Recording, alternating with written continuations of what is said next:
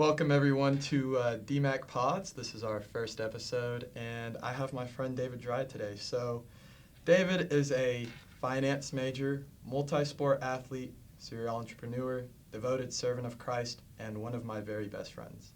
Today, we will talk about life at Texas A&M University, from the social aspects to the educational ones. We will also dive into his previous businesses and faith. Please welcome my friend David Dry. Boom, what's up? So David, I have a couple of questions lined up for you today, but this is going to be like a conversation. So if there's anything you don't want to answer for legal reasons, you don't have to. All right. So let's get started. So how did you get to Texas A&M? Why was this your pick? Okay, so I came to A&M because my parents made me, actually. That's a great. That's how we all end up here, right? Yeah. I was doing a landscaping company, and I wanted to stay at home and do that, grow that, be able to buy a house whenever I'm young and not worry about more school after high school.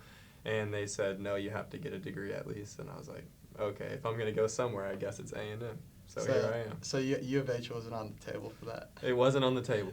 It wasn't on the table. I know, me personally, I was really gung-ho on U of H, and then one Christmas I got all A&M stuff, so now both of us are here. Yeah.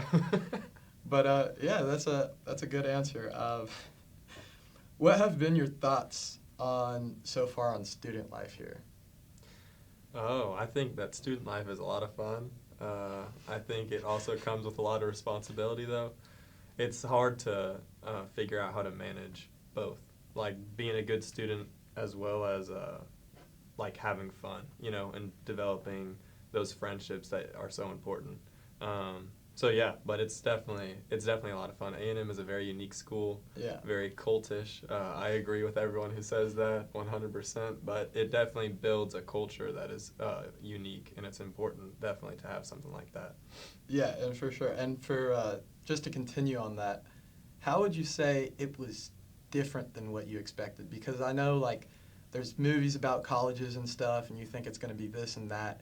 And then because I personally, when I got to college, I wouldn't say it was different from what I expected in terms of hype. Like, it lived up to the hype for me, but I guess the day-to-day life was a lot different than what I thought it was going to be. Like, are you saying in terms of A&M itself in general, or like college in general, or Yeah. compared to other schools? So I mean, we've only experienced A&M Yeah. as a college, right? Yeah. But I'm just saying, like, how is college different now that you're in it versus how you were seeing it in high school? Oh, okay. I would say it's not that much different. I think that going into it, well, this is kind of a hard question to answer. I think going into it, I saw my brothers who both went to U of H, so that's where it was a lot different. Was they stayed at home, like worked full time and went to school, and so me going off to college was a lot different because of living situation. Being away from parents, like you totally get to be your own self, make your own decisions, and whenever you're 19, 18, 20. You make a lot of bad decisions. So I think that that's different. Yeah. But it's also gives you a unique experience to like grow in ways that maybe you wouldn't if you lived, at home the whole time. So I think that there's definitely some good gives and takes of both. Yeah, for sure. And I mean, I definitely agree with that. But one thing you brought up, and I want to ask you now, because I think anyone who's trying to go to college, this is one of the big things, and that's kind of getting away from the mother's nest, the den, whatever you want to call it. So how was it adapting, I guess, in your first year of college, away from home, like away from your parents, because you're very close with them?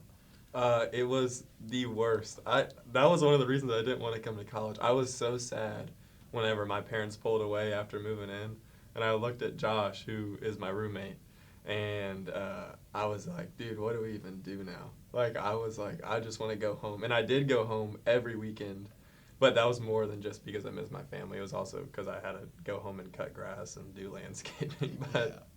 But yeah, I just think it was horrible, but it was also very good. I think I stayed at home too much whenever I was growing up. And so, like, being forced out of my comfort zone to grow and develop into my own person was definitely important now looking back. Yeah, that's for me personally, and I totally agree. I think it's very important, like especially early on, because at one point or another, you are gonna have to leave the mother's den or the nest, whatever you want to call it, and it's better sooner than later because the later you figure it out, the harder it's gonna be.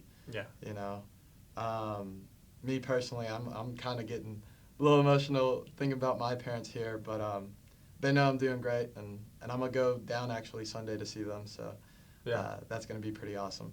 All right, moving on. So what has been your favorite part about Texas A&M as a social campus?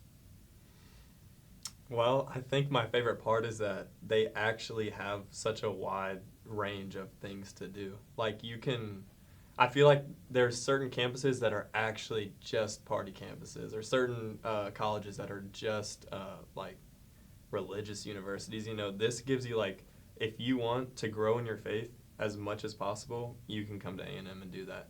If you want to go to A&M and party every night, you can do that too. Yeah. It gives you such a wide range of people to meet and to learn from, and I think that is super awesome about it. Yeah, there's definitely a lot to do here. 77,000 students? Something like that. A lot. I mean, it's a college town. The whole town's the college. So, yeah, you get a lot of everything. I guess, yeah, I think just being able to communicate with people and just like the huge community here is, in my opinion, the best part of it as a social campus. I know that kind of sounds arbitrary, but you meet a lot of people from a lot of different places. And it just gives you like a unique like insight on how life is different, because there's a lot of international students here too. Mm-hmm. And I'm sure you've conversed with them, and it's like one of my friends who's from China, his life there is so much different than life here, and just being able to connect with people like that, I think, is like a very important aspect of growing as a person. So I know that was a question I gave to David, and I also kind of answered that a little here. No, that's good. But I just wanted to add that. Okay, so getting a little deeper into the social, how are home football games as an Aggie for an SEC school? Okay, I'm a bad person to ask this to, and let me tell you why. I don't like the football games. I don't know. I don't like getting hit in the head with the towels and being so close to everyone. That's fair. But I think for 98% of the people that go here, they're the best time you could have. So you're a 2%er. Yeah. I will accept that. I enjoy A&M football. I like watching it on the TV, and I mean, in the chairs at the games, but not in the student section. Yeah, I will say student section is kind of hard, but just to kind of expand on that, what about before the game and after the game? Yeah, so before the game is always great. You've got the tailgates, you get to go and hang out with your friends, ride mechanical bulls, just do everything that's part of college, and I think that is a bunch of fun. And I think that you get to experience it differently here than most schools because of the amount of people, and it's just like you just get to go have fun, so it's a lot of fun. After the games, horrible too. Yeah. Because the traffic is a nightmare. Is bad. 3 hours. 3 hours to get to his house after the football game, and his house is 5 minutes away from the field. just for point of reference. Yeah. There was one point I remember. I don't remember if it was you in the car. Yeah, me and Josh. I know Quake. Okay, maybe. Oh wait. Okay. I think it might have been me, Josh, and Kwaku, but it got so bad at one point. We were so stuck that it was right when Drake dropped that album, and Rich Baby Daddy was playing in the car, and I was like, I'm about to hop out and just start dancing. Like, I don't even care at this point. But, yeah, traffic is horrible. Pre-game, though, the atmosphere is amazing here. The atmosphere is great. Everyone's having fun. You can be, like I said, like he said earlier, a very wide range of people. So you can be like a hardcore partier and go to like a hardcore tailgate. And then there's also like some chill, low-key tailgates where it's not as hardcore. I will say mechanical bull's always fun. That's usually my favorite when they pull that out, but that's only for the big games.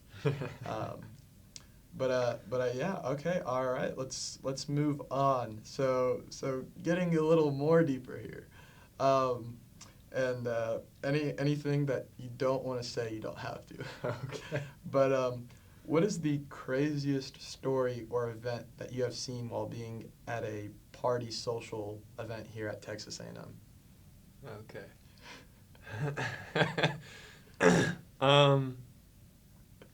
Oh, I think the craziest thing I've ever seen was we were at the backyard. Oh no. And me and Josh are over there having a good time and look over, and this guy gets down on one knee and proposes to his girlfriend on a table right next to the DJ booth. Oh, I was there too. Yes, you and Caden were over getting, or like on the other side of the bar. Yeah, we're upstairs. Yeah. We're upstairs. Y'all were Yeah. outside. Yeah. I'm not gonna lie. I thought you were about to bring up the Caden backyard story. No, I wasn't. No. That was the craziest thing though. If it was a real engagement, you know, and I think it was because he had a ring.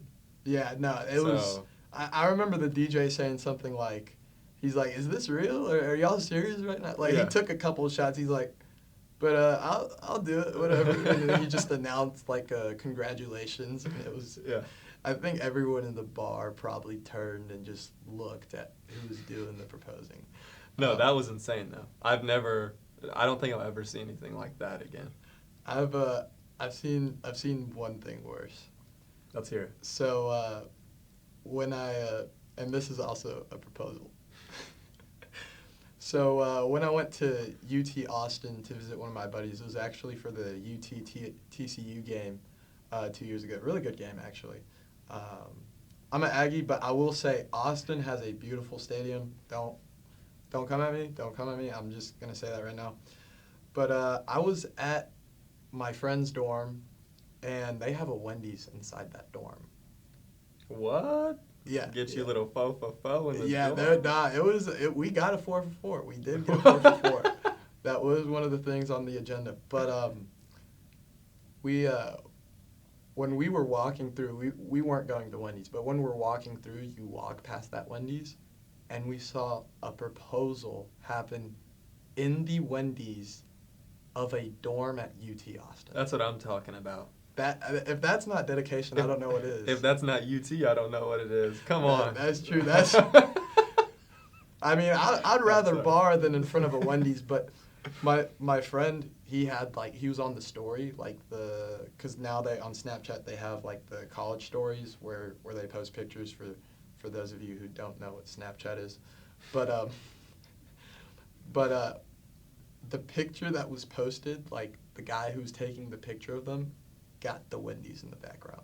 That's what I'm talking about. So that's They should going get down free forever. Frosties for life. That's what I'm saying. Maybe that was their plan. Yeah, that had to have been. Maybe we're laughing right now, but they're just thinking ahead of us, you Yeah. know, being smart about it.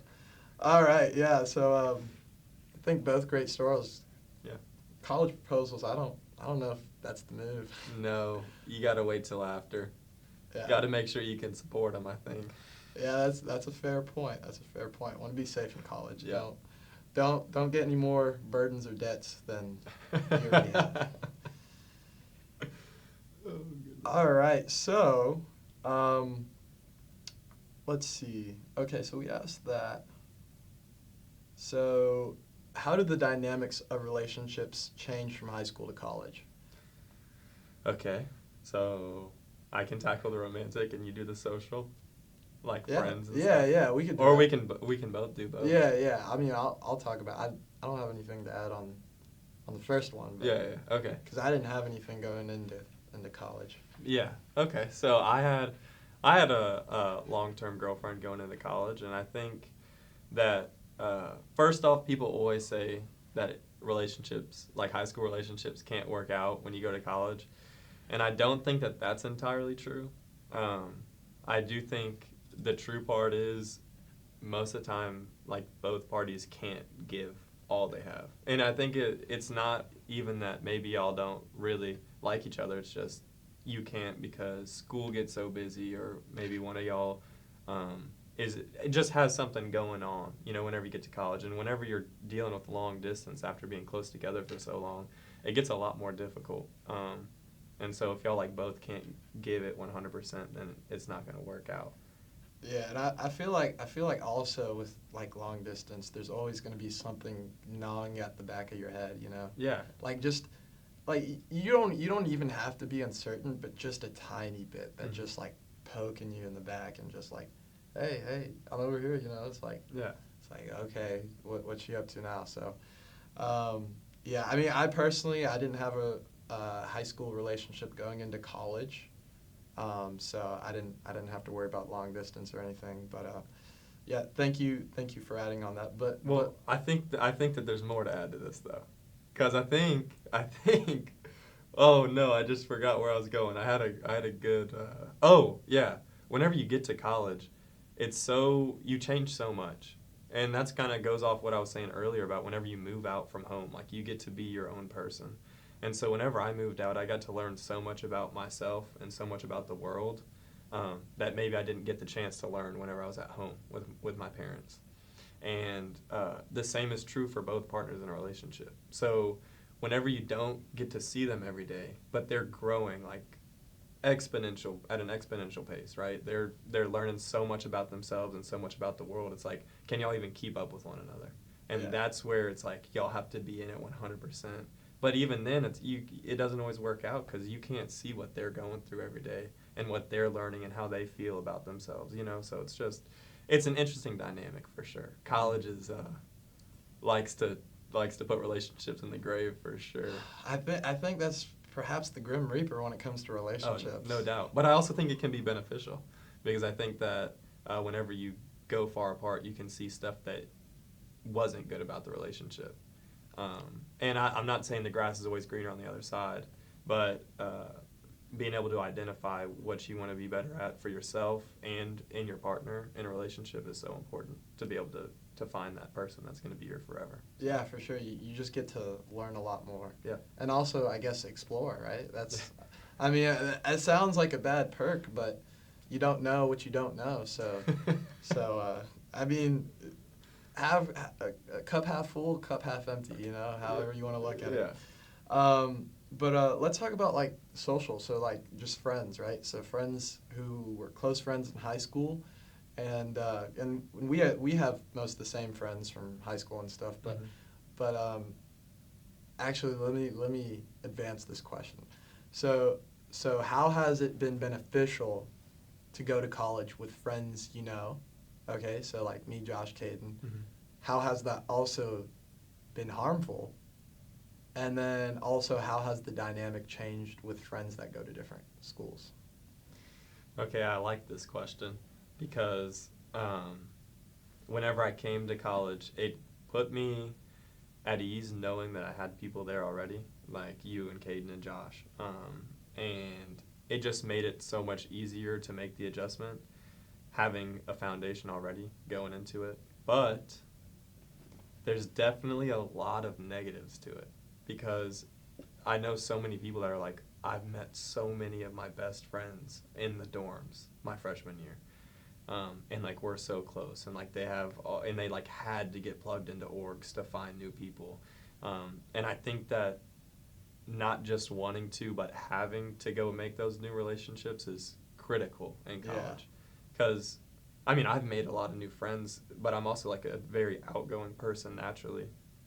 So if you're not, and you go in to a place like where you already have friends or a girlfriend or whatever, like you're just gonna kind of turtle up and I guess settle for what you already have rather than going out and like meeting the people who might make you better long term. So that's definitely the thing. I think that's one thing that I've been trying to do because since me, you, Josh, Caden, we're all so like close knit. It's kind of hard to make like we make a lot of friends outside of each other, but close friends is a different thing. That's a whole different beast, right? Like I know a bunch of people, right, and I consider them friends, but would it be someone who I can call on if I'm like in jail or something? Yeah. You know, I don't know. Because I haven't built that kind of close thing, and I've been trying. You know, and I think it just takes extra effort when you have a close kind of web of friends when you get to college. It takes extra effort for you to go and make other close friends Mm-hmm. because you already have like that net that you could fall back on of your boys, right? Yeah. So, yeah, that's definitely one. Then that's why I phrased the question that way. It's Mm-hmm. because I wanted to see if you were also at the same place, right? Yeah, and I just had this conversation with Laura, and like she was talking to me about it, like how she made so many friends whenever she first got to A&M. Your mom or No, your girl? yeah, no, not my I mom. just wanted to Okay. Okay, now I'm off. No, but I was telling her, I was like, yeah, like I make friends. Like I have pretty good friends that I've made through classes or through orgs and stuff. But it's so hard for me to like always want to go out and hang out with them without knowing for a fact like that these guys have my back no matter what. And I'm like, I have my friends that I know like would take a bullet for me in an instant. So like trying to build up that trust with new people that I don't know, like whenever you already have those people, it just makes it hard. It's like why even like try, you know? Yeah, exactly. All right, so I actually this isn't on the script, but I have a great question for you. So Okay. I don't know how much you're gonna like this question. It's all right. So tell me about the Mormon curse you have on you. All right. All right. Okay, no, that is not a legitimate question. Is dude. that not a legit question? No. You don't want to elaborate on that? You go ahead and elaborate, and I'll edit it as you go along. Go ahead. I So- want to hear this. So David has this I don't know if he's like spiritually connected or something, but it seems like every girl he's been with has some kind of roots to Mormon. Like his current kind of relationship. She's not Mormon, but her last name is Mormon. So it's raised a lot of flags for me, because I've seen my friend with a handful of Mormons. I wouldn't say a handful, but with a few, and then the very next one, and they've all been in a row. They've all been in a row. Now that I think No. about it. No. There's no. Okay. If we're considering that, okay. So there's a leap year. There's a gap year. Yeah, there was a gap year. There's a gap year, but besides that, I mean, it's more. What's the percentage of Mormons in the U.S.? Probably under 1%. Yeah, it's got to be not high. He's striking the mine, or whatever it's called, the furnace while it's hot. Right? It's not intentional. It's not intentional. I know, that's why I'm asking. Is it a curse? Or Being equally yoked is very important. I just have you know what? Blessing, curse, call it what you want. But I don't know. I just thought I'd bring that up. No, it's a unique experience for sure. I don't know how many people can have that. But you didn't fully elaborate. But yeah. So what do you want me to elaborate on? You can go ahead and say. No, yourself. we've already went through it. It's okay. I'm kind of curious on what I missed. No, you didn't miss anything. Okay. I'll leave it at that. That was Oh goodness gracious. All right. So what a turn. Yeah, what a turn. So now we're gonna transition into academics and business a little.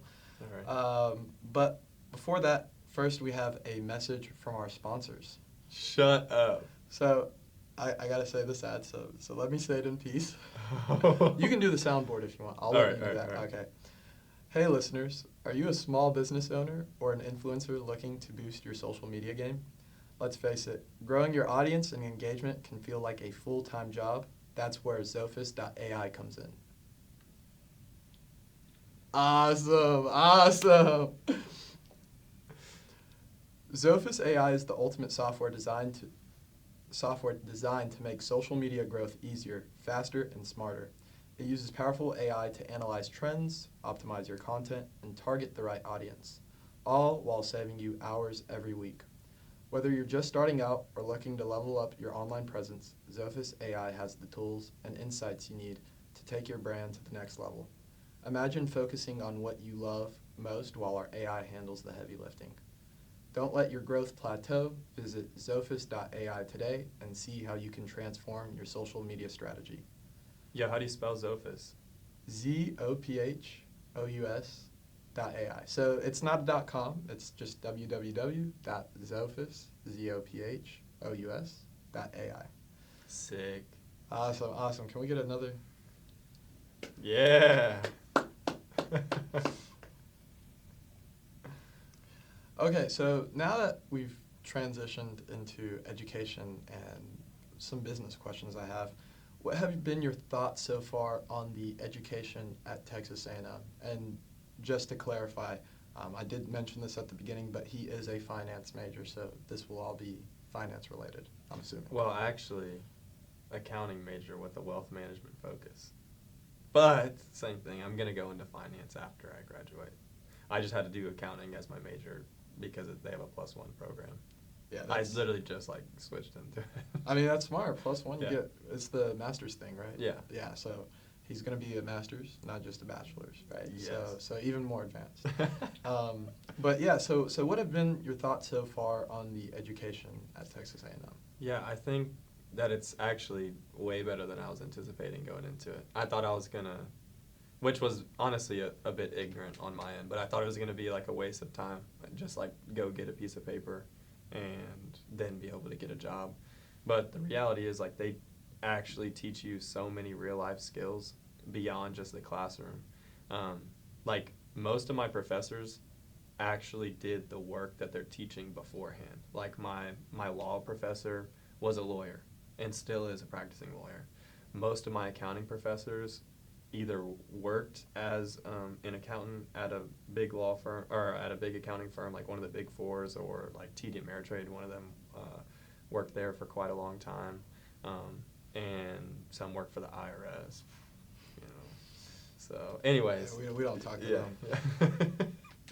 But they all have these real life experiences that they get to share with us while they're teaching, which I think is incredible because it's you get to see how the stuff actually applies to real life rather than just being told hey, you need to know how to do this ledger, do this journal. They can say, this is why you need to know how to do this, and then give an example of how it benefited them in their career, or how they utilized it throughout their career. And I think that that's one unique thing that a lot of colleges don't have is professors with real life experience. They just have professors that got their PhD and then went right into teaching. And I think that's been the coolest thing to me. Yeah, I think practical experience is very important. Yeah. Very important. And just kind of to branch off what you said, so I'm a computer science major, and one of the things that actually made me fool on A&M was, believe this or not, fun fact. So he may know what I'm talking about. So C++, the coding language. Mm-hmm. The guy who made it was a professor at A&M.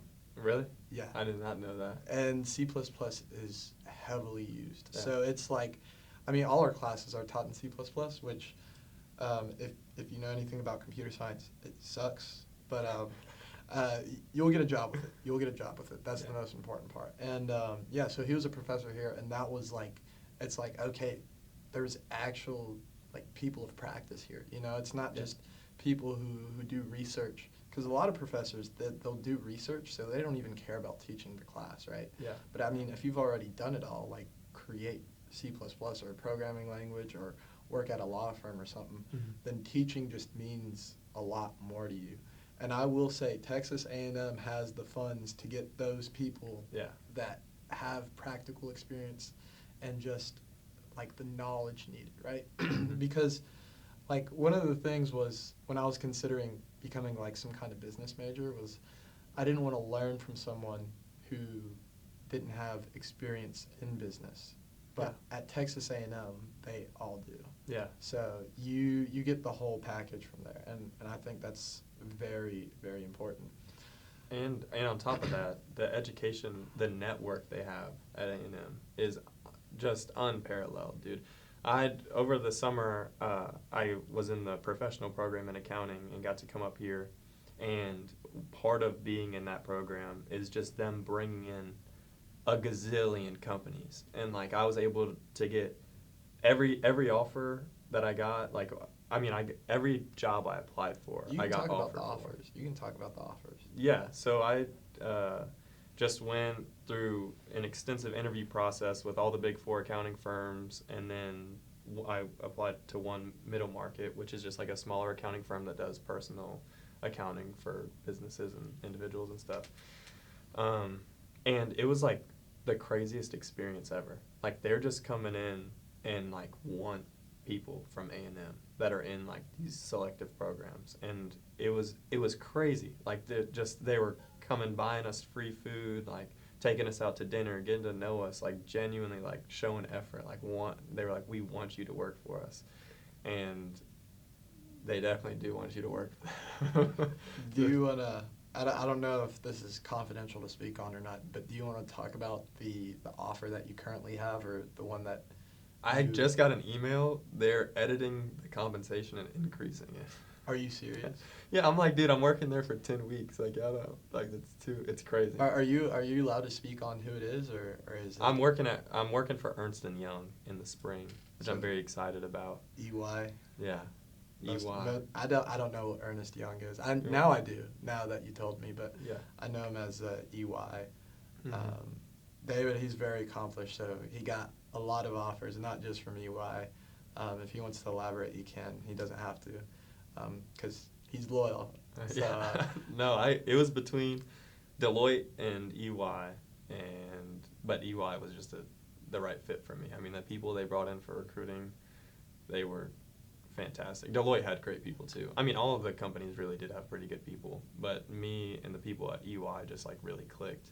So it just felt like the right place to be. Yeah, culture fit's definitely like a Yeah. top thing.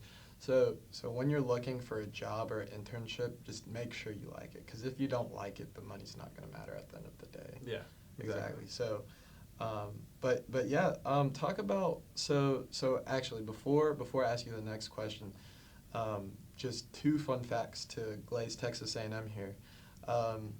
First one is we are number 1 on the Wall Street Journal for universities in Texas. So we're ahead of Rice and UT. So if anyone's unsure on where you should go to college, I think that should say it enough. It's the Wall Street Journal. Yeah. Pretty credible. Second one is, this is super credible because it's a fact and not an opinion, which the Wall Street Journal one would be. But the second one is Texas A&M has the most Fortune 500 CEOs right now, I believe. I might get fact checked on that, but last time I checked, I'm pretty sure we have the most like Texas A&M graduates in the Fortune 500 CEO kind of pool. Well, I mean, and look, the money doesn't lie. People are very successful that come out of A&M for the most part. I mean, there's a reason why they can write such big checks. Like, it's not that. I think that a lot of the opinions on what school's the best is irrelevant, because like you're measuring the GPA. Well, you don't have the same professors at each school teaching the same way. So it's totally subject to how hard each class is. So that's not a good system to rely on. Yeah, I mean, I think the best one would be like just the average salary, right? Because Yeah. the whole point of you going to college is to get a job, right? Yeah. Which it all comes down to return on investment, if you're making a good investment or not, right? I remember my friend going to UT, we'd always argue, and I'd just pull up the numbers. I'd be like, hey, let's talk salary. And he wouldn't want to talk anymore, right? Because at the end of the day, that's the only thing that matters. Yeah. But yeah, so earlier you mentioned the Texas A&M network. Mm-hmm. And for those of you who don't know, that's a huge thing. So it's actually tradition here. If you're talking to a recruiter and y'all both have y'all's Aggie rings on, and they hit each other, you're almost guaranteed the job. Now that's what they say, but it's a conspiracy. That's a conspiracy. But no, Aggies take care of each other, and so I just want to ask you on, have you networked with professionals who are like A&M alumni who have open doors or opportunities that you may have not had access to otherwise? Yeah, I mean, every company brought in people from A&M for the most part over the summer. And then prior to that, the crazy part is the alumni network does not just stop at A&M. Like, the job that I worked over the summer, like, the guy who hired me loves A&M. He didn't go to A&M.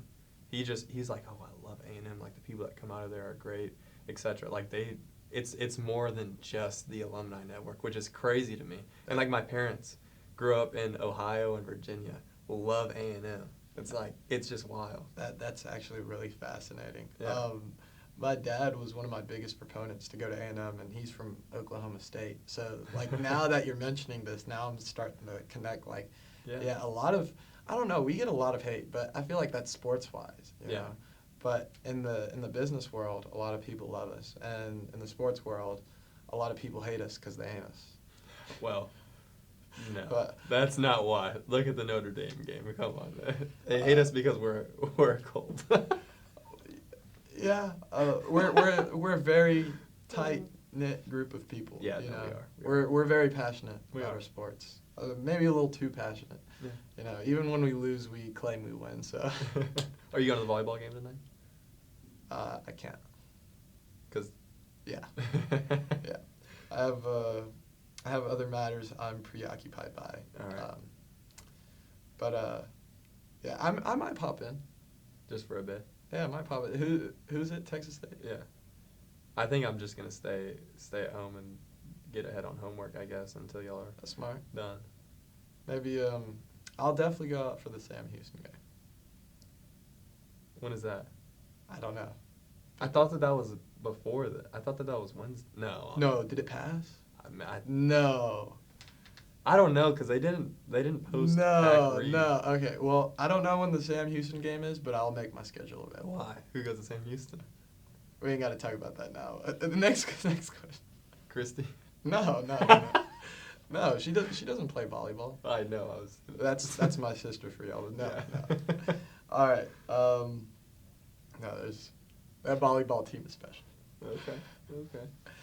I'll sound like Not to see it for myself. Vince McMahon right now.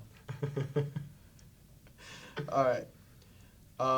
So this is you kind of elaborated on this because you talked about like why you transitioned to accounting, but why finance, like, because that's what you're going into after college, right? Why finance? Possibly. What was the thing there? Okay. And hold on, there's a couple, something else I want to add, that way I can put this question together and kind of frame your mind right, because we've talked about this in the past before, but was it something that you picked from a young age, or was there a different pipeline for you? Yeah. So, no, it wasn't something I picked from a young age. I actually thought I was going to go into medicine until senior year, whenever I applied here. So a lot of things changed rapidly, I guess, between junior and senior year. I did a mentorship with an anesthesiologist, which is what I thought I wanted to do. I loved it. I mean, and my mentor was fantastic. He's still, I mean, I talk to him all the time still. We go out to dinner with one another. Shout out Dr. Adams. And but I got to see that I didn't want to go to school for 14 years, to do it. Like, that's just so much. I want to have, God willing, a family. That's a very valid opinion. Before I'm, like, in my 30s, I want to. Anyways, that's just craziness. Like, being in that much debt. Yeah.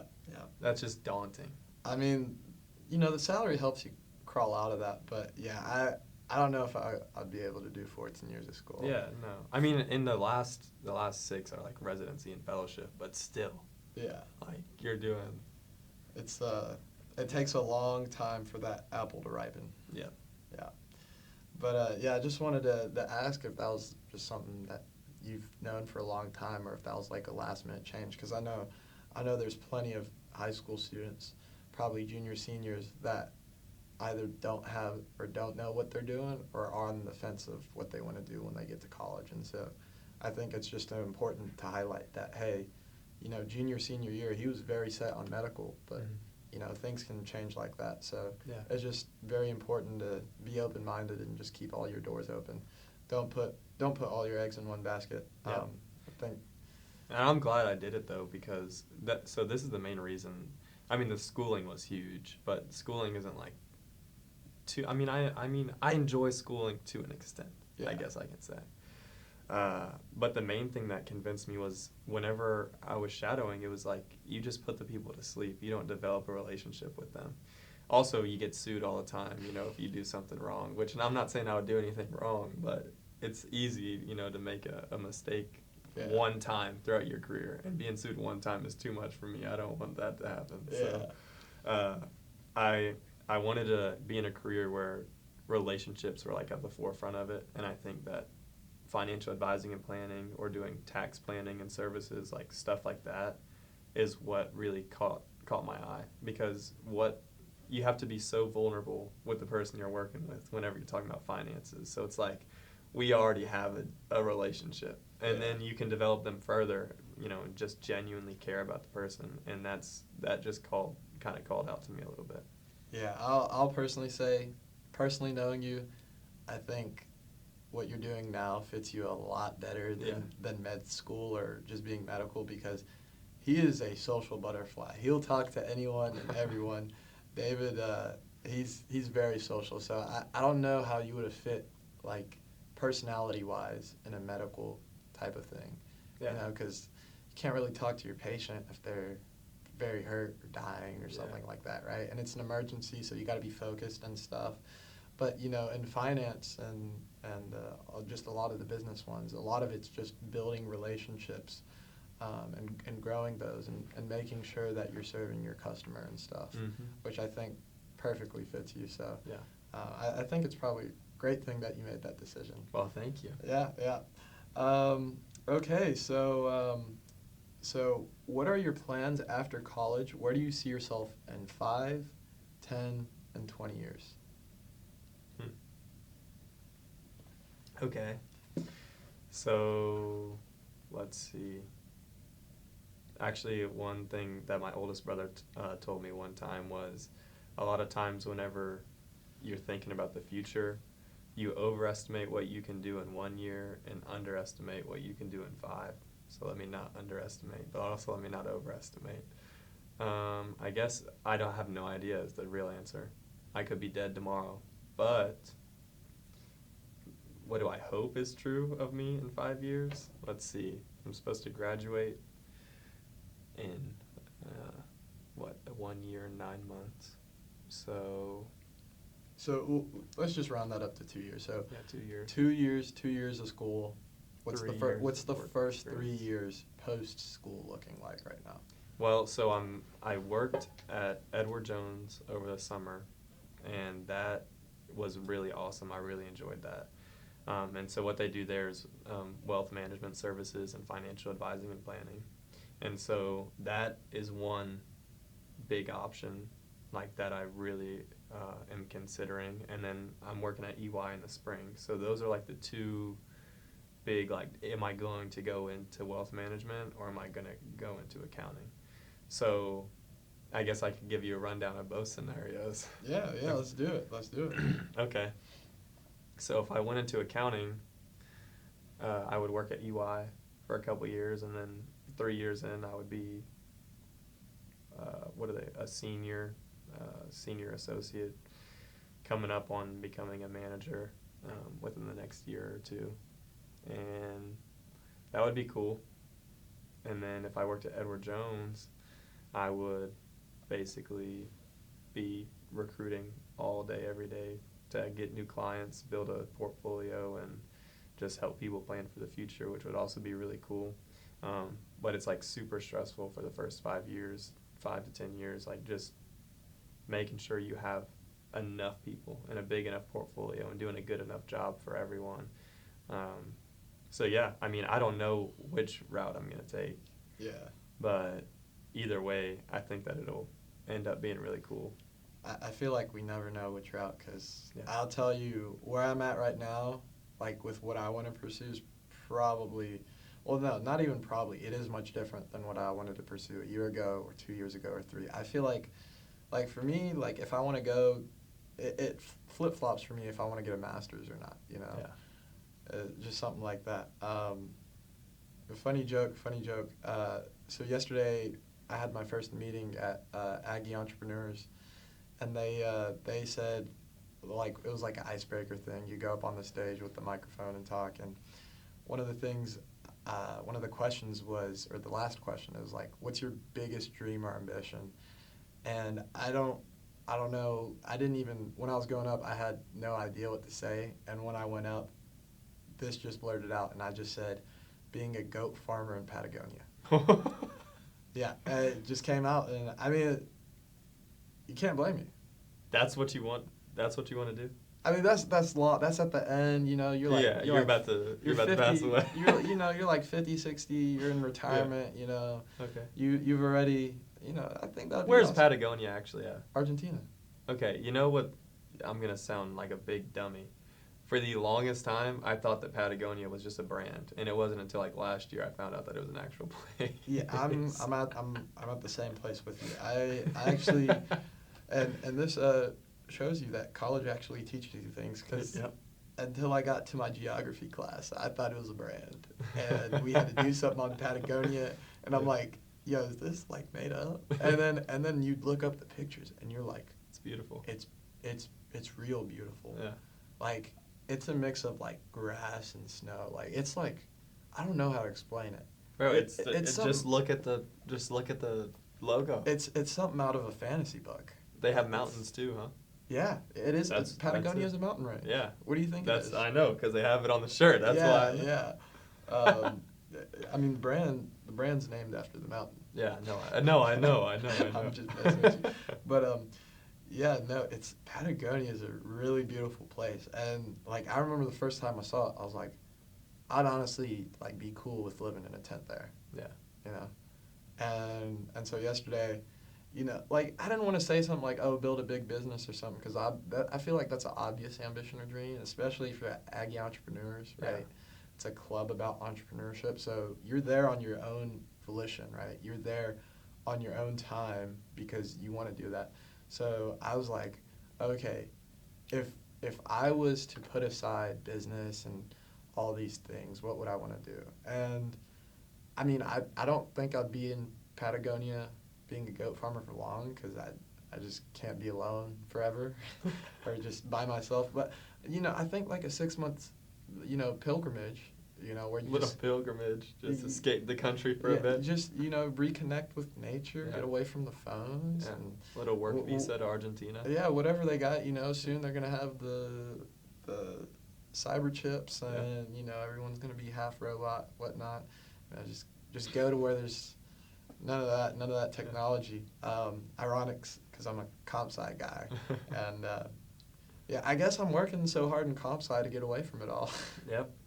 Away from all the technology, but I don't think I'd be able to do it for long unless I had the resources and funds and just the people would have wanted to, but just bring all my friends and family. Like, hey, I'm gonna build us a neighborhood in Patagonia. Make a lot of goat cheese, a lot of goat milk. Those are good. I've heard. I've Hey, never had either. my uncle used to do it, but he said it was really hard. They ended up getting rid of them. Oh, that's a shame. But yeah, like I actually like made a little company. I don't know how hard I'd want to work if I'm already retired. Yeah, no. I mean, I'm not the biggest cheese fan in the first place, so goat cheese is kind of throwing me off, but it wasn't bad. Yeah. You know, it's a cheese nonetheless. Yeah, well, I love how we're having a great conversation about goat cheese right now. It's really turn of events. But yeah, so that's in 5. What about in 10 to 20? I guess let me ask you what I was asked yesterday. Mm-hmm. What is your biggest ambition or dream? Like, if you had the money to do anything in the world, the resources or money to do anything in the world, Mm-hmm. aside from like resources to solve world hunger or something, like something plausible, right? Something that you could do, right? What would you do? Well, there's 2 different sides of the coin here. First off, I would want to start like a little mission center somewhere. I used to serve at Joy Mission Center in downtown Houston, and like what they do there is super cool. So I would want to like start a place like that. But I would also want to like travel. Like I would hope, let's see, in 20 years, maybe like 25.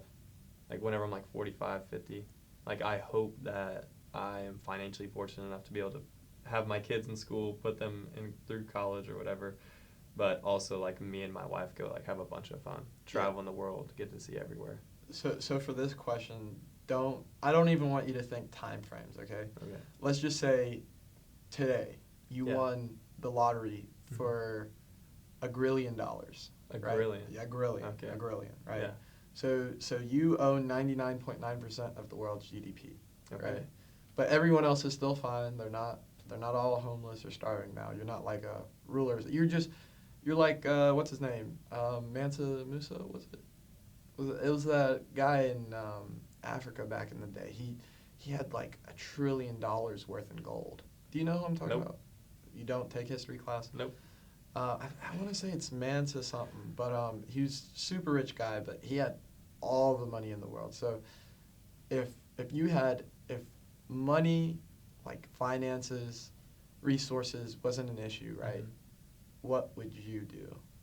Like today? Today. Like I'm talking about you go to the airport right now. You go to the airport in College Station and you can fly anywhere you want. You can do anything you want, right?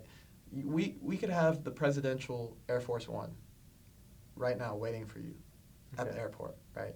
So you're asking where would I go? No. Just what would you do? I would probably keep doing exactly what I'm doing right now. So if you had $1 grillion, Yeah. you'd stay in college. Yeah. You'd get your degree.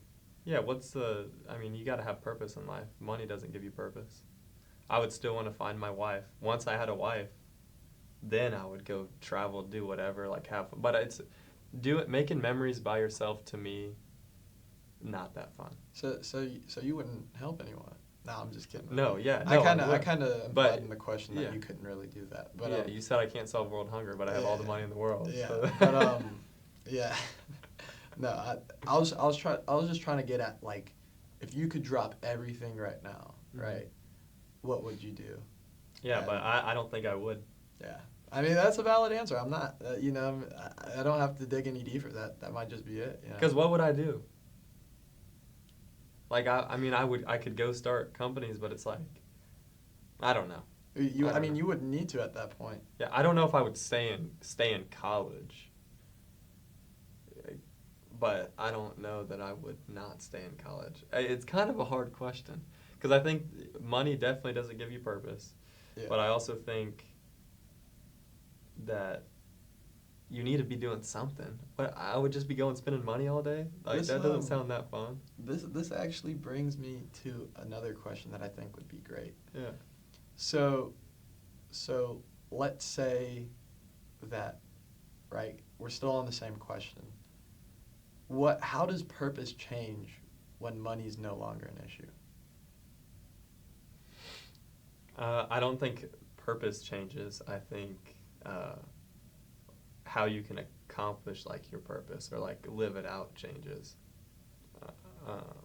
This is a tough question. It's just off the dome, Yeah. I don't know if that's a great question. This is our first episode, so it is a good question, but it's like you have to define your purpose. What is your purpose in life? Yeah. What's your purpose?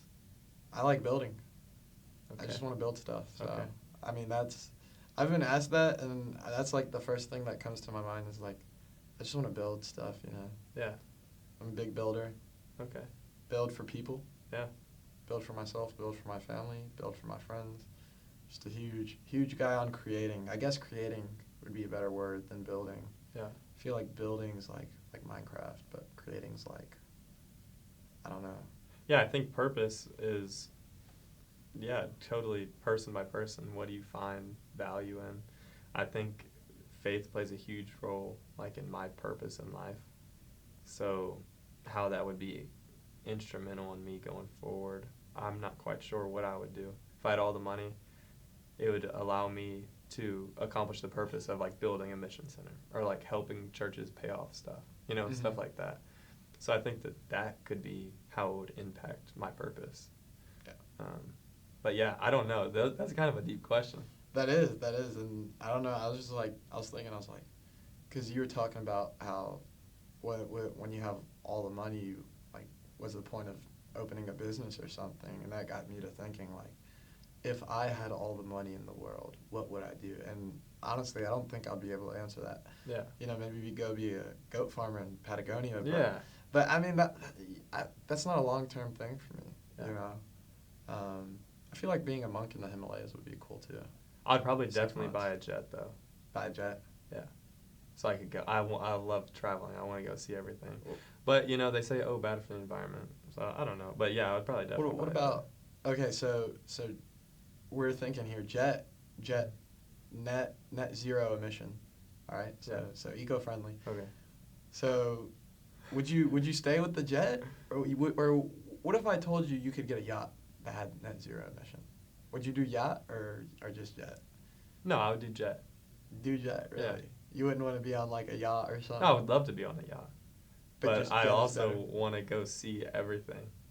Well, But a yacht is going to take me about 18 gajillion years, and then I'm going to be Jordan Belfort and sink my yacht in the middle of the ocean when I'm trying to go somewhere else. what about cruise line?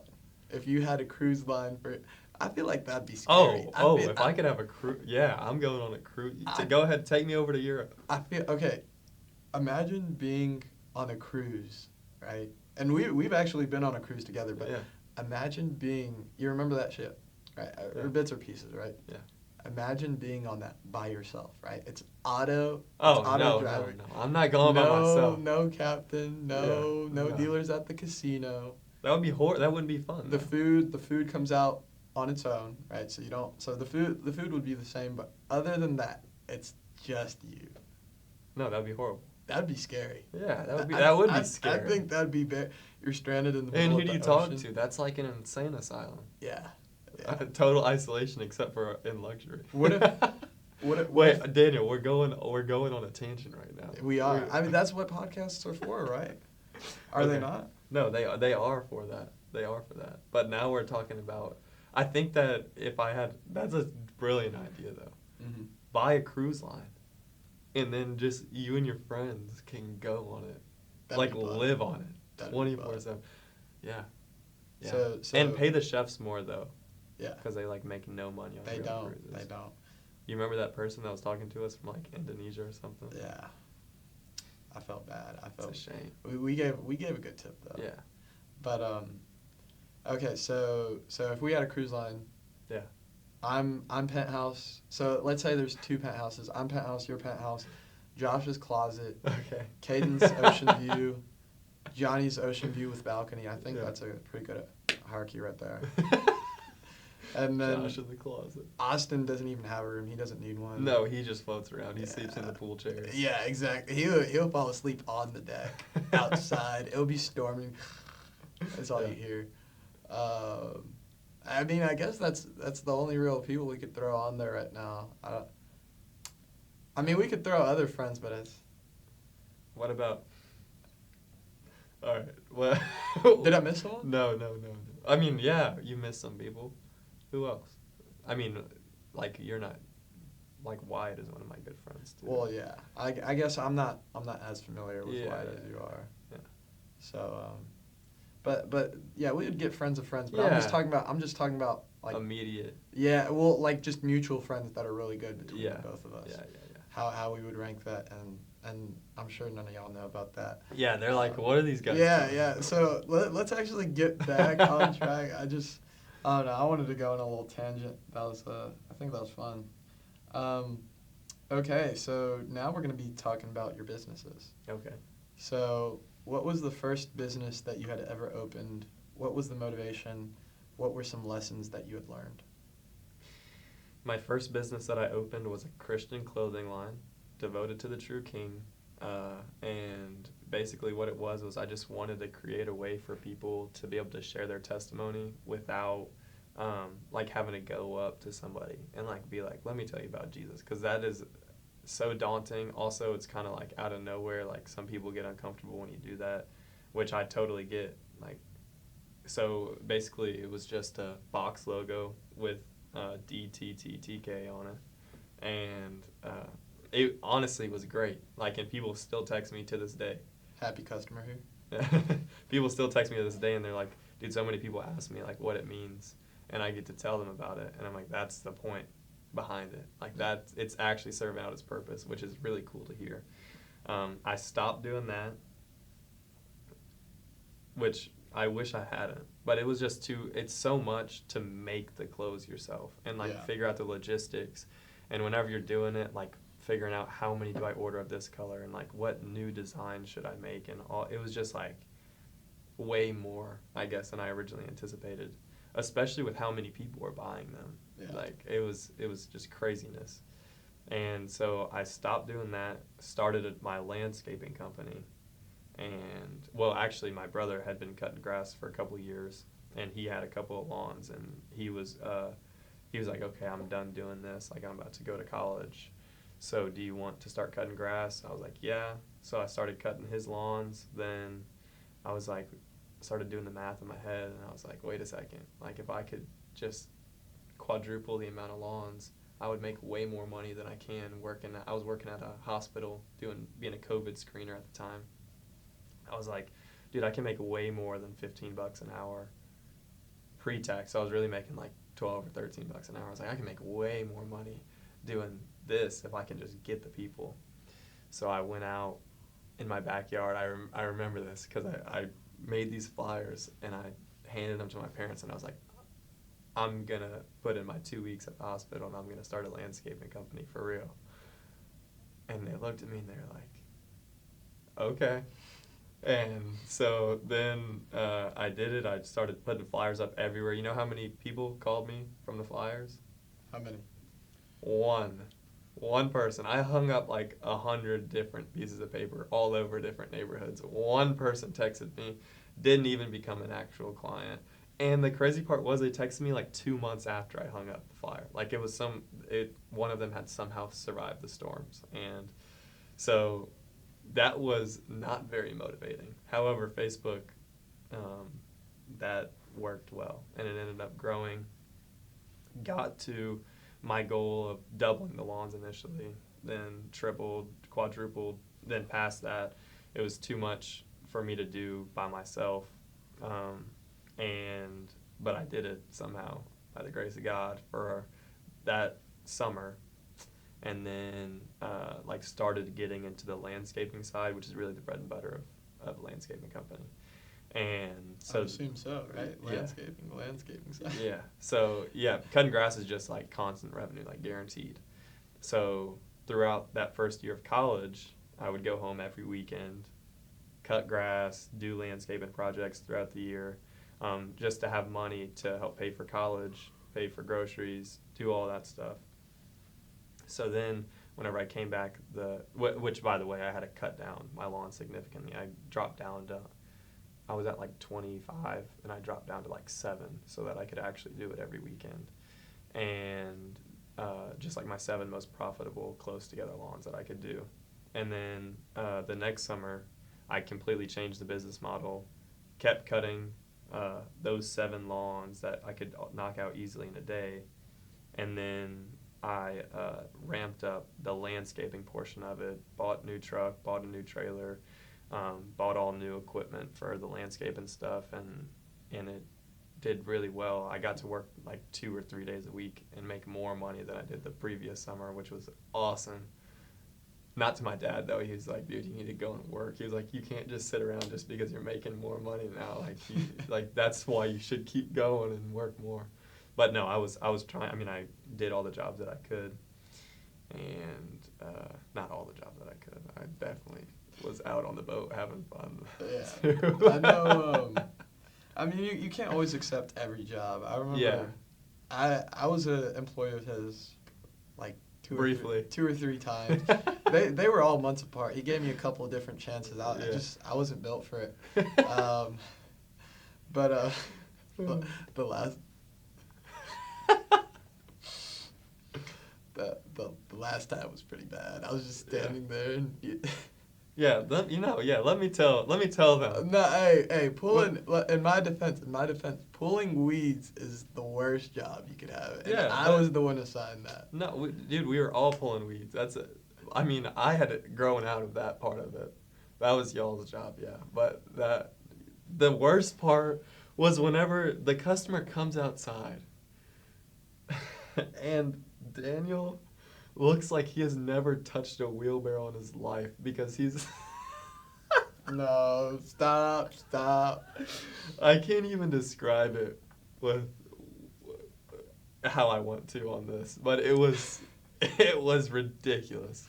And I was like trying to get the customer to turn away from him, so I like stood on this side while Daniel was working over there. It was an absolute nightmare. Was it the time when I was shoveling mulch from the back of the pickup into the wheelbarrow, and then would take the wheelbarrow?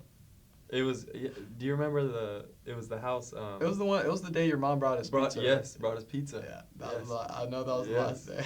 Yes, that's the one. That was a hot and sucky day though. Yeah, it really wasn't that bad. Okay, I'm just trying to find excuses here. You're not giving me any room now. But no, I wasn't built for it. And I remember I want to talk about our first job because the first job was just me and you, and I remember that. I don't. Is that still your worst job to this day? Like in terms of payment for work? Oh, I don't even. I mean, so this is actually a unique. Not unique, but it's like super important. And it was really good that I got to learn the lesson immediately. Like first job ever. Yeah. Probably not that good of a look. But yeah, so we got this job. First off, I didn't even have a job. Dude, I didn't even have a truck at the time. I was using my dad's truck and his motorcycle trailer, which we don't have a motorcycle, but that little baby motorcycle trailer to move this stuff. And I didn't know what I was doing. I hadn't done landscaping except for at my house. And it was just, I asked the guy to send me over measurements. And we're talking square footage, but he sends me like linear feet like around the bed. And so after he sends me pictures, he tells me how many feet. And I'm like, are you sure that's the square footage of it? And he's like, yeah. So I show up with the sod. Yeah. With the amount of more than the square footage than he told me that it was. Dude, it was how much we covered up like just we literally covered up the linear feet almost. It wasn't even, it was bad. And then I think the worst part was cuz we got like underpaid for the job. Yeah, no, and we had to carry like 100 of these huge I'm talking like the size of this and like tall cement bricks. Yeah. And that, I remember that was back-breaking work. No, the worst part was I sent him over the quote beforehand, and he was like, oh, are you sure? Like, I had a guy that told me he could do it for this. Looking back now, I understand, because this is the part, starting a business, whenever you're completely ignorant to the fact of, like, how it actually works, is a nightmare. Like, I should have done the work with somebody who knew what they were doing first. And that's a lesson I learned. But also, I'm glad I did it how I did it because I got to learn way faster that way. But yeah, he told me that, oh, somebody quoted me for this, like you can't even buy the sod that we needed for that amount. And I was like, so looking back, I'm like, dude, that's just messed up. Taking advantage of me whenever I was in high school. But I was young whenever we did that. Pro business tip. Pick and choose your battles. Yeah. No, that's You know, you don't want to accept everything that comes. Maybe in the beginning, because you don't have like too much work. But I do think it's like, especially in business, it's important not to just accept everything and anything. Yeah. Because that will cost you a whole lot more money than there's no doubt. A lot of other problems would. That's why. That's what I was saying with this second summer. Like whenever I was doing primarily landscaping, it's like, if the job wasn't going to be really profitable, where I could pay my guys really well and myself, I wasn't doing it. Yeah. So now that we've talked about business, I would like to shift the conversation over to public service and faith. All right. And David is a huge faith guy. He actually kind of discipled me into it. Me and my friend Caden, and now it's our turn to do that to you. I'm sure he's brought that up, but I'm just kidding. So you're pretty big in faith. What got you into Christianity, and what are some of the main reasons you continue to practice it?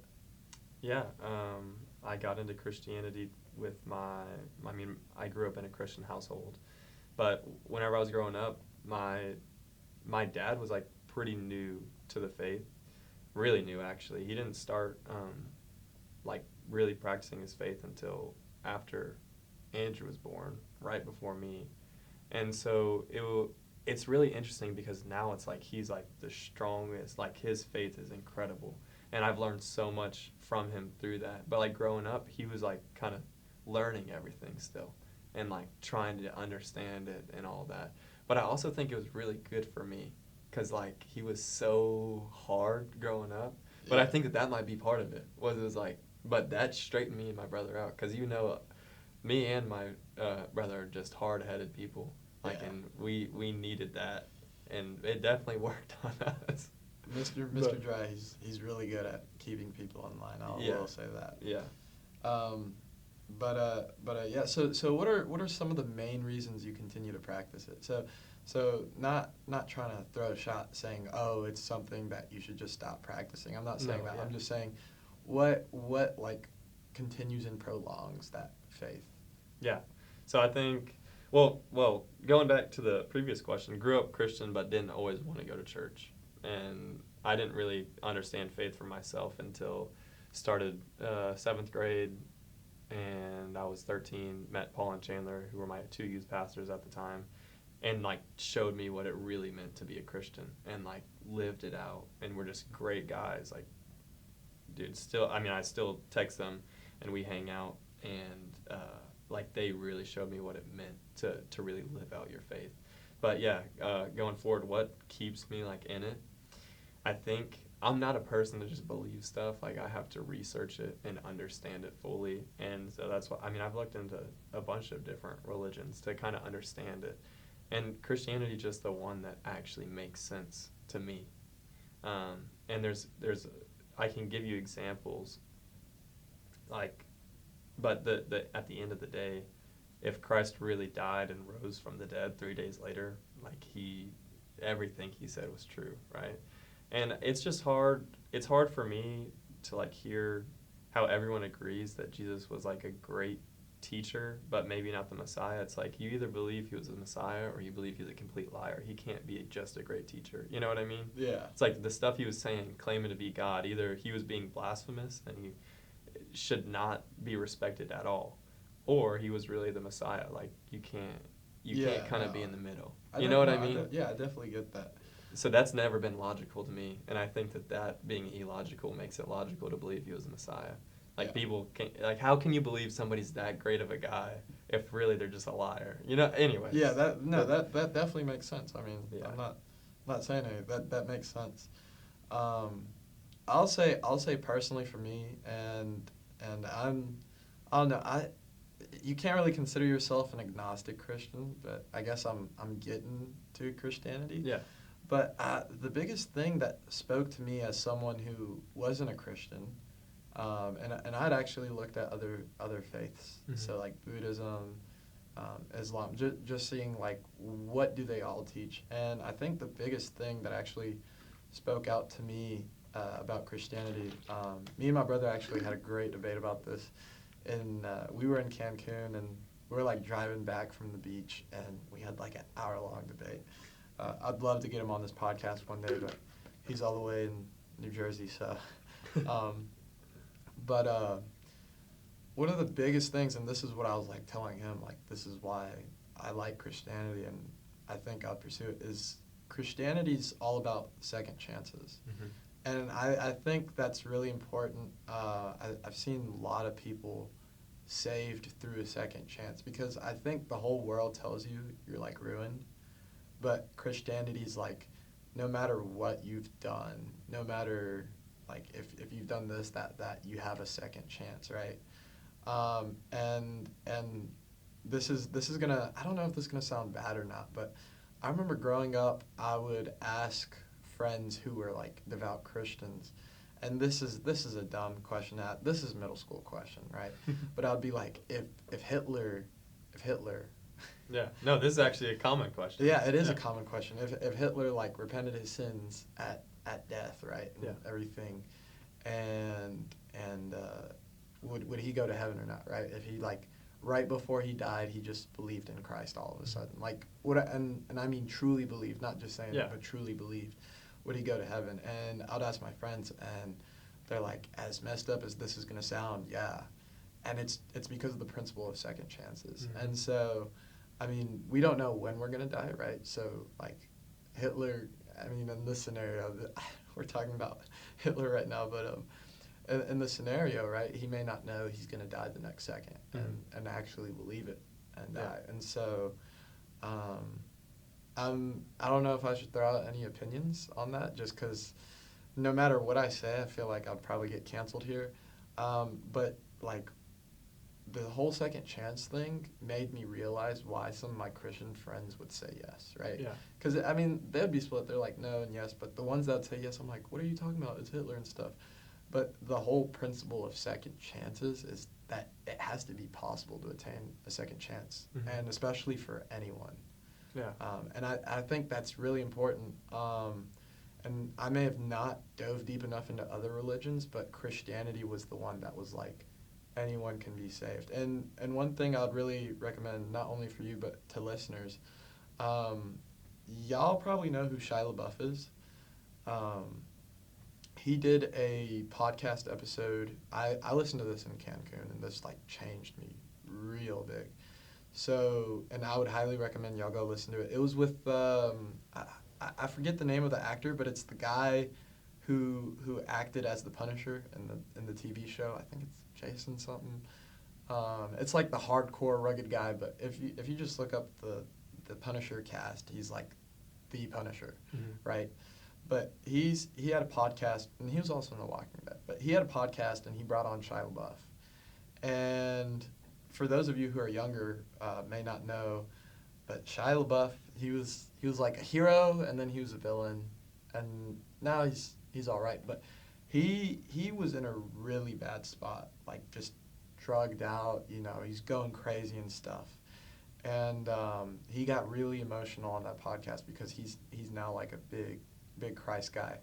And this story changed me forever. So one of his friends, he was like going to AA meetings, and he's like, I don't know if I can continue. You know, his like girlfriend left him, and she was like really good to him, and he was bad to her. And he was talking about, like, because he was a child actor growing up, he had experienced a lot of, it's every man for himself, right? So he never built any connections. It was like, I guess in that world, it's a dog eat dog kind of world, right? You either make it through the top by stepping on others, or you don't. And so he kind of built that whole isolation, and he talked about it. And he was on the brink. He's like, you know, I don't know if I can do this anymore. You know, Hollywood canceled him. He essentially had no purpose at that point. And so I don't want to butcher this story. Y'all should definitely go listen to it. And he goes deep. He gets real emotional. And I'm just getting emotional kind of thinking about it because it's powerful. But his friend introduced him to, like, this pastor or someone who helps people, like, get into Christianity, or just helps them if they're really fucked up, right? And it was like the last thing he was gonna do before, you know, just leaving.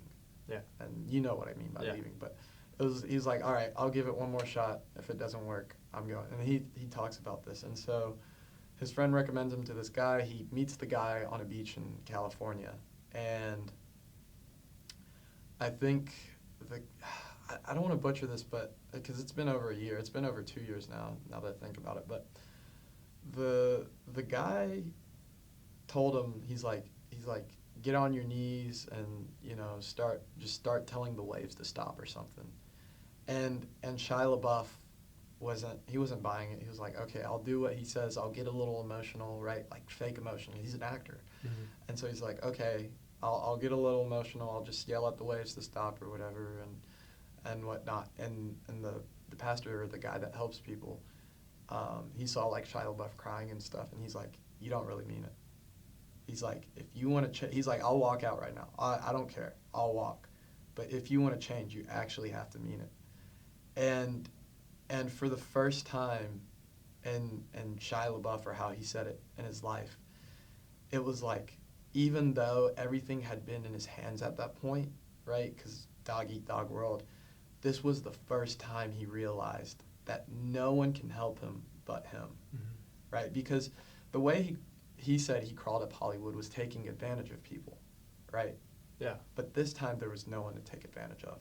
So he was at his lowest, literally, like on his knees, yelling at waves to stop, right? Like, who's crazy enough to do that? They're probably thinking he's like a cracked out homeless guy. But then he's like, okay, this is real. And he felt joy. Yeah. He said that was the first time in a long time that he had felt joy, right? Because he actually had a really rough childhood growing up and stuff, problems with his father, and that was the first time that he was like, or not the first, but one of the first time in a long time that he had felt joy, because he's like, this is something in my hands, and I need to turn it around. And so started rehab, all that, and got turned around. I think he's got a movie coming up. It's funny that you said that he called it joy, because one of my favorite Bible verses, well, favorite books of the Bible is James, and in James 1 it talks about how you should consider it pure joy whenever you face trials of any kinds, because of the patience that it produces afterwards. And that, I just thought, I mean, it's so true. When everything, anytime you're going through trials, it's like you can look at it like, I'm just gonna give up, I don't want to do this anymore. Or you can be like, man, this is awesome, because I know that at the end of this I'm gonna be way better.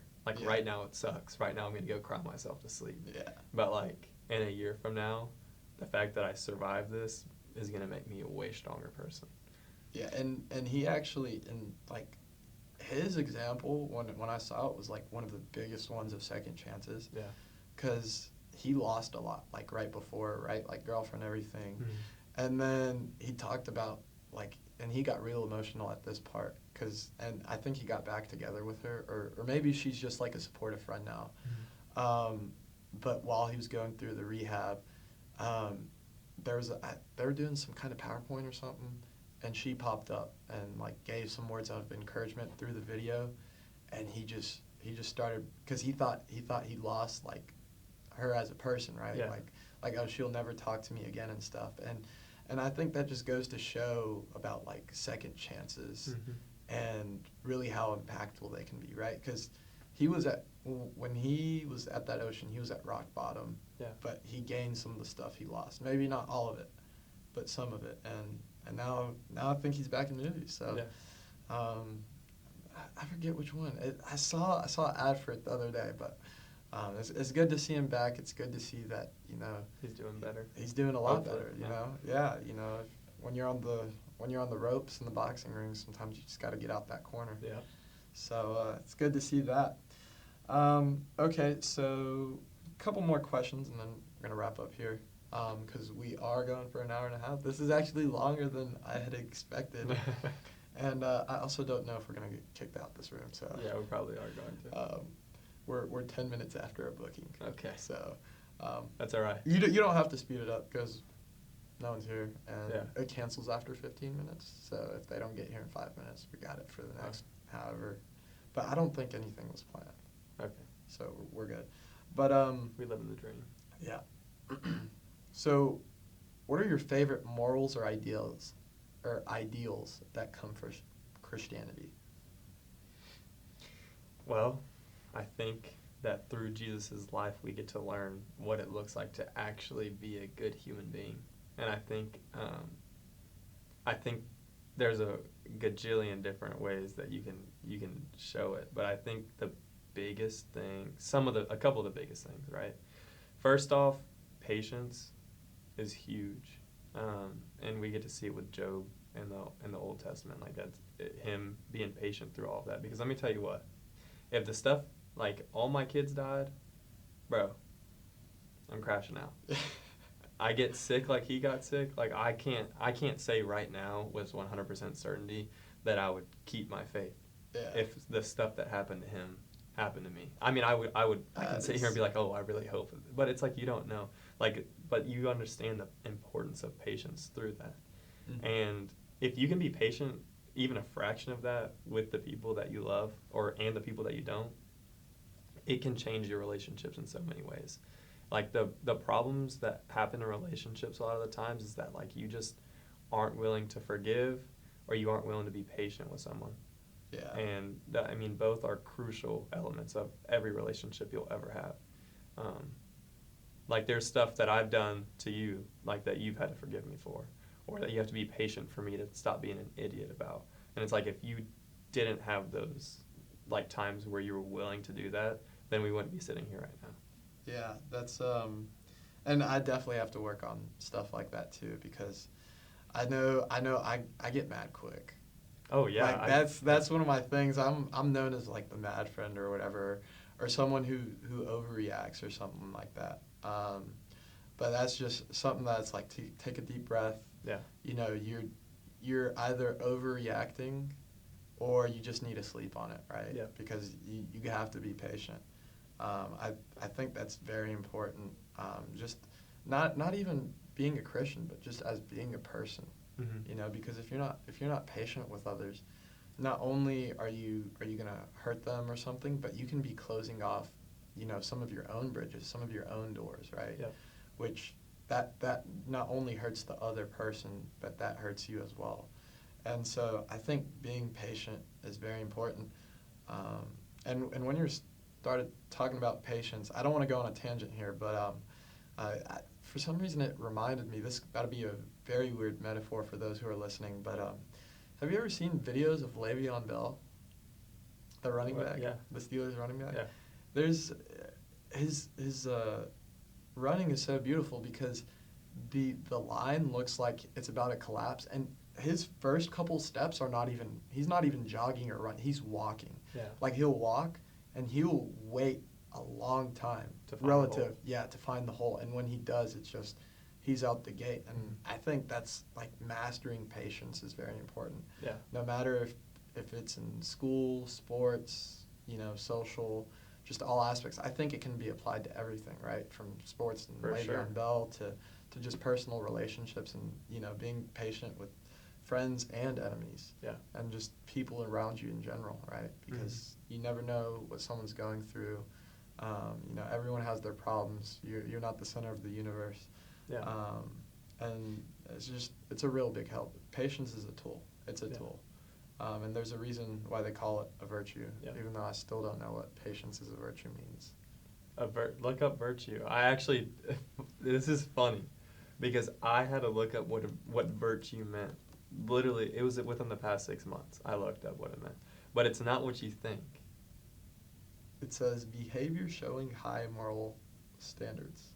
Yeah, it's a behavior. I thought that this whole time I thought patience is a virtue. It meant like, I don't know what I thought it meant, but I didn't think it was that. It sounds right. It just sounds clean. So Yeah, you know, exactly. you say it, but I didn't know what virtue was. Yeah, I didn't either. That's why I had to look it sounds correct. You know what I mean? So that's pretty funny. Let me get back to my questions here, but for almost just choked on myself. But for those of you who don't know what the definition of virtue was, you just learned something. So all right. So also, love is huge. Yeah. How to love, though, is even more important. To understand the difference between loving someone genuinely and just like liking the idea of them. Yeah. And then calling it love. You know what I mean? No, I definitely understand what you mean. Yeah. Yeah, I think it's unhealthy for you as a person, and this is what happened to Shia LaBeouf, right? Is like taking advantage of people, right? Mm-hmm. I feel like when you like the idea of someone, instead of loving them as a genuine person, right? You take advantage of them. Yep. And in the end, that comes back to bite you. Yeah. No matter if it's now, 5 years from now, 10 years from now, it's gonna come back. It's like DK Metcalf. It's gonna chase you down. You know, I know y'all seen that clip. Yeah. But there's no escaping it. So it's better not to, you know, plant a seed like that could grow and then come back to bite you, right? Yeah. Like a fly eater or something. And just show genuine love. Like don't try and fake it. Yeah, you know? exactly. Yeah. Like that's what it goes back to, developing new relationships with people. It's like, how do you know that they truly like love you in the sense like they would lay down their life for you? And like that's the type of trust that takes forever to really develop, I feel like, to really understand who someone is as a person. And that's why it's hard whenever you go in with your friends, because you're not forced to go out on a limb and be like, okay, I guess I'll trust this guy or this girl. Love is hard. Yeah. Isn't that what they say? Right? It is. Yeah. And not only like romantic relationships, but just social ones. You don't have to be romantically interested in someone to love someone. Yeah. I just don't want y'all to get confused that we're talking about like social love. Yeah. Like me and him love each other. Yeah. You know what I mean? Like Christ loved all of us. Mm-hmm. And so I do think that's very important. I'm happy that you brought that up, because I think that also plays into second chances, but I didn't even really like think of, I guess, I don't know, I feel like second chances is love, but a bit like more specific, because I feel like love is an umbrella that encapsulates a lot. Yeah, I mean, second chances is full of love, full of forgiveness, full of patience, like all the stuff that we mentioned. It's like, it's all of those things combined. It could definitely be broken down into a lot. Mm-hmm. Okay, so here's a good one. I think you'll like this one a lot. If someone was on the fence about Christianity, what would you say to them? Oh, this is a good question. What do we mean on the fence? So let's say it's someone who's like, it's not someone who's like saying they're open to it but not actually open, but it's someone like, hey, I'm open to Christianity. I don't really understand it. I want to understand it, but I don't know why I should understand it. Yeah. Okay. Yeah, I think I take a lot different approach than a lot of. So I'm involved in a ministry on campus, and a lot of like ministry stuff is like you go out and like just like immediately share the gospel with the people and like want them to accept Christ or whatever, which is great. I would rather me and you sit here and like talk about your life. Like you tell me about you and I get to learn who you are as a person beforehand. So I think if somebody was on the fence about Christianity, I would say, well, why don't you like come hang out with me for a while? Like, let's just go have fun. Like, we can get to know one another, develop a real relationship first, and then like we can, I would just start planting the seed, like number one, through how I live, hopefully, without being an idiot. And number two, like be able to plant the seed just while we're talking, like be able to. This is a tough question to answer. It is because it's totally case dependent. It is. But yeah, if you're on the fence about Christianity, I would say definitely number one, it's important to explore it by yourself without hearing, the biases on each side. People are always going to be biased. I'm going to be biased because obviously I believe Christ is the one true King. He's God. So, but then you're going to have atheists who are biased on the other side. So it's like, go and explore for yourself. I would encourage you to do that. And then if you have questions, then go and ask somebody. Yeah. Well, I'll say you've done a pretty good job, because me and Caden, I guess you could call us kind of fence guys, and I don't want to say I'm 100% Christian, because I feel like that would be disrespectful. Yeah. Just at like where I am in my belief, I don't want to claim being a Christian and not actually be there 100%. Yeah. So I guess you could consider me one of the fence guys, but I'd say you do a pretty good job of like not forcing it on anyone or anything, because I know forcing is perhaps one of the worst things you can do. It's like, oh, you have to be Christian, this, that, and it just, I feel like I used to do that as a kid, because I was actually raised in my parents weren't really Christian, but during the summers, I'd go to my grandma's, and she was very Christian. I'm talking 2 hour Saturday, 2 hour Sunday, 2 hour Wednesday, right? And so I remember, like, probably 5th, 6th, 7th grade, those young years, I'm telling kids, I'm like, oh, you're not Christian, and like getting on them, I'm like, well, what do you believe in then? And not like teasing, but just like not understanding where they're coming from. Yeah.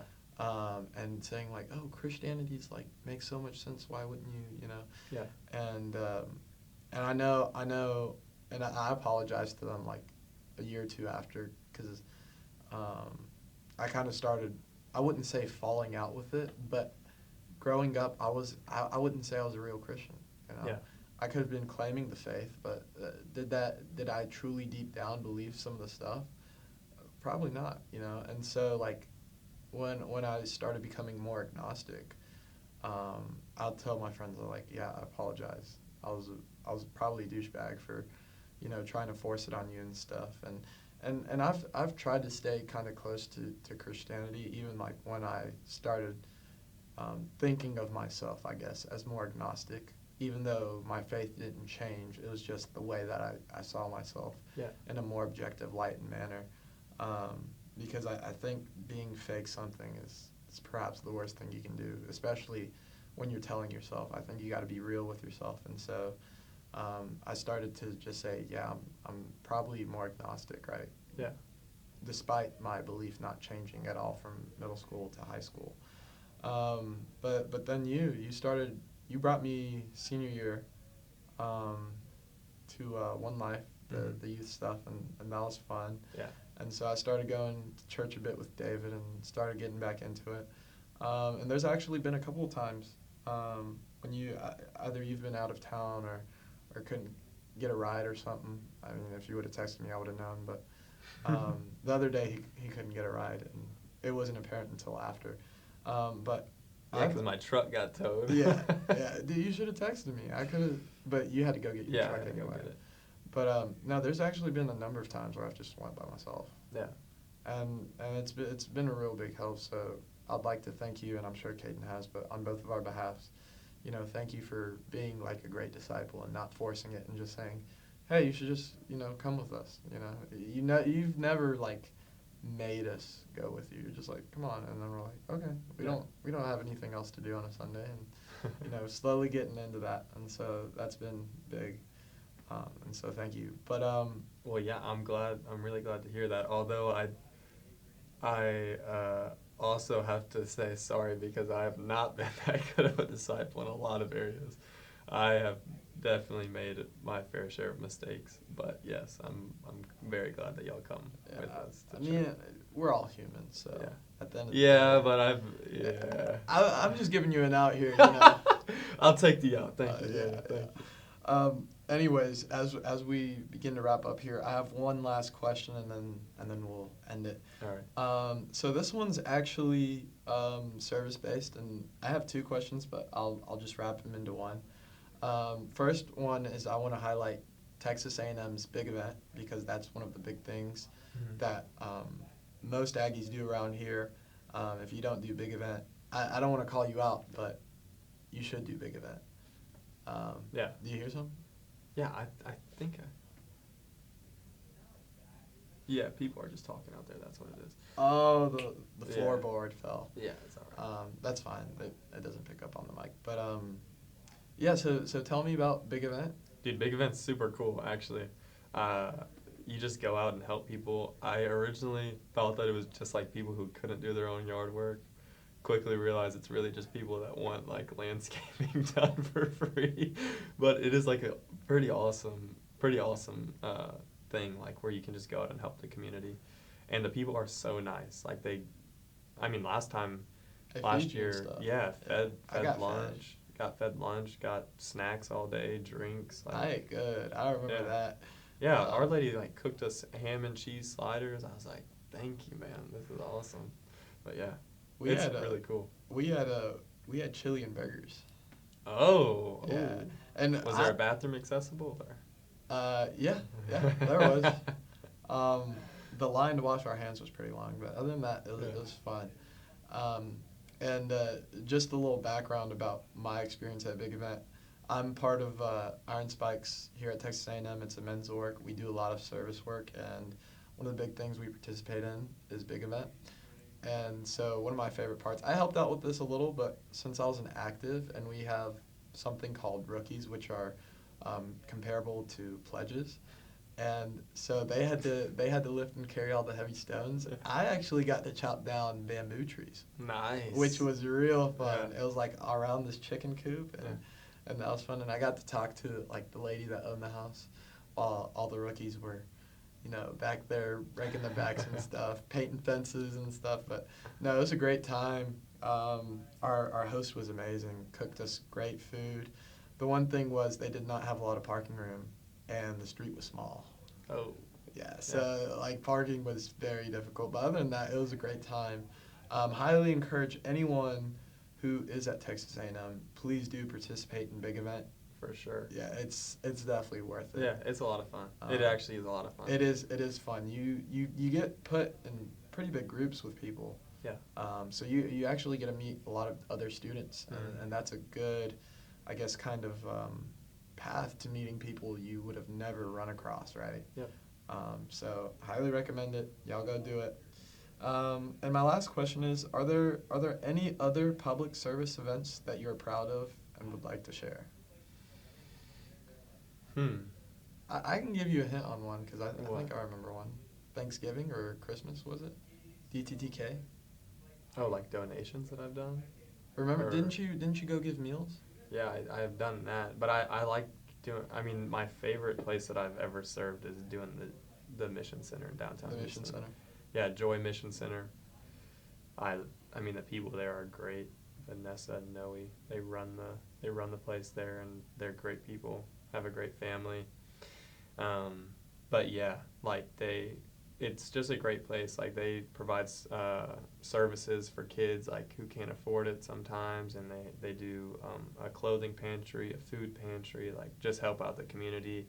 They even do market days sometimes where they like set up these different pop-up shops for people with like little businesses and like let them sell their stuff, even if it's like just like selling little meals, like I don't know what they're called, but like little taco things and stuff like that. And then people who like build piñatas, like it's pretty cool. Like they have a bunch of this, like a bunch of different like backgrounds and cultures that come together and like have these shops. It's pretty sick. That sounds a lot like a lot of fun. Yeah, it is. Yeah. Well, all right, David. Thank you so much. That wraps up the very first episode of DMac Pods with my guest David Dry here. Thank you, David, for joining me. Yes, thanks for having me. I was probably the worst first guest that could happen, but here I am. I think it went pretty smooth. I would say that this was a lot smoother than I thought it was going to be. Yeah, no, it was good. It was a good chat, but I'll see y'all in the next episode, and don't forget to check out Zophis.ai. Wait, did you ever press record on this? Did you have to? I don't know. Ah!